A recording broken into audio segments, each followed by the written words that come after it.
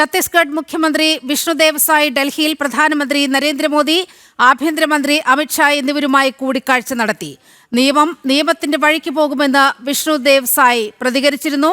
ഛത്തീസ്ഗഡിൽ കന്യാസ്ത്രീകൾ അറസ്റ്റിലായതുമായി ബന്ധപ്പെട്ട ചോദ്യത്തിനായിരുന്നു മുഖ്യമന്ത്രിയുടെ മറുപടി.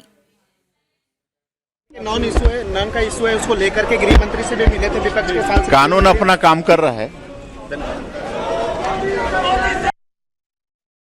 വാർത്തയുടെ വിവരങ്ങളുമായി ജിഷ്ണു കൃഷ്ണൻ ചേരുന്നുണ്ട്. ജിഷ്ണു, ഛത്തീസ്ഗഡ് മുഖ്യമന്ത്രി പ്രധാനമന്ത്രിയുമായും ആഭ്യന്തരമന്ത്രിയുമായും കൂടിക്കാഴ്ച നടത്തിയിരിക്കുന്നു. ഈ വിഷയം, കന്യാസ്ത്രീകളുടെ വിഷയം സ്വാഭാവികമായും ആ കൂടിക്കാഴ്ചയിൽ ചർച്ചയ്ക്ക് വന്നിട്ടുണ്ടാകുമല്ലോ. എന്താണ് അദ്ദേഹത്തിന്റെ പ്രതികരണം ഉണ്ടായത്?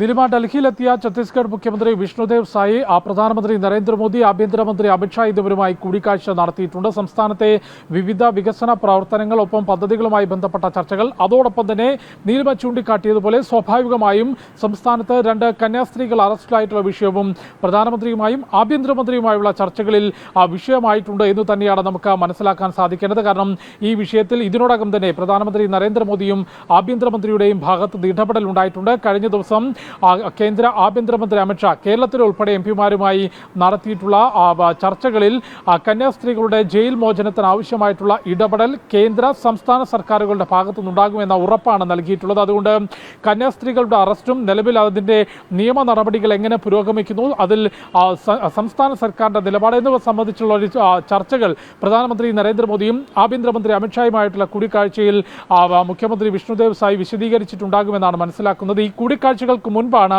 പാർലമെന്റിലെത്തിയിട്ടുള്ള വിഷ്ണുദേവ് സായിയോട് മാധ്യമ പ്രവർത്തകർ ഛത്തീസ്ഗഡിൽ 2 കന്യാസ്ത്രീകൾ അറസ്റ്റിലായിട്ടുണ്ടല്ലോ എന്ന ചോദ്യം ഉന്നയിച്ചിട്ടുള്ളത്. ആ ചോദ്യത്തിന് മറുപടിയായിട്ടാണ് നിയമത്തിന്റെ ജോലി ചെയ്യുന്നു എന്ന പ്രതികരണം ഛത്തീസ്ഗഡ് മുഖ്യമന്ത്രിയുടെ ഭാഗത്തുനിന്നുണ്ടായിട്ടുള്ളത്. സമാനമായ പ്രതികരണം 3 ദിവസങ്ങൾക്ക് മുൻപും ഛത്തീസ്ഗഡ് സംസ്ഥാനത്തിന്റെ മുഖ്യമന്ത്രി നടത്തിയിരുന്നു. അദ്ദേഹത്തിന്റെ പോലീസ് നൽകിയിട്ടുള്ള വിവരങ്ങളുടെ അടിസ്ഥാനത്തിൽ, കാരണം ഈ കേസ് രജിസ്റ്റർ ചെയ്തതിന്റെ വിശദാംശങ്ങളെല്ലാം തന്നെ നിലവിൽ നമുക്ക് മുൻപിലുണ്ട്. ഈ കന്യാസ്ത്രീകൾക്കൊപ്പം ഉണ്ടായിരുന്ന പെൺകുട്ടികളുടെ മൊഴികളുടെ അടിസ്ഥാനത്തിൽ കൂടിയായിരുന്നു മനുഷ്യക്കടത്തും ഉൾപ്പെടെയുള്ള ഗുരുതരമായിട്ടുള്ള വകുപ്പുകൾ ചുമത്തിക്കൊണ്ട് ആ സ്റ്റേറ്റിന്റെ പ്രത്യേക സാഹചര്യങ്ങൾ നമുക്കറിയാവുന്നതാണ്. അതിന്റെ അടിസ്ഥാനത്തിൽ അവിടെ നിലവിലുള്ള നിയമങ്ങളുടെ അടിസ്ഥാനത്തിലാണ് ഛത്തീസ്ഗഡ് പോലീസ് കേസ് രജിസ്റ്റർ ചെയ്തിട്ടുള്ള അതിന്റെ വിശദാംശങ്ങൾ മുഖ്യമന്ത്രി സമൂഹ മാധ്യമങ്ങളിൽ ഉൾപ്പെടെ പങ്കുവയ്ക്കുകയും നിയമ നടപടികൾ മുൻപോട്ട് പോകും എന്ന് അറിയിച്ചിട്ടുള്ളത്. പിന്നീട് സംസ്ഥാനത്തെ കേരളത്തിലെ BJP നേതാക്കളുടെ ഭാഗത്തുനിന്നും സുരേഷ് ഗോപി MP ഉൾപ്പെടെയുള്ളവരുടെ ഭാഗത്തുനിന്നും ഈ വിഷയത്തിൽ കൃത്യമായിട്ടുള്ള വിശദാംശങ്ങൾ പ്രധാനമന്ത്രി നരേന്ദ്രമോദിയും ആഭ്യന്തരമന്ത്രി അമിത്ഷായും ഉൾപ്പെടെ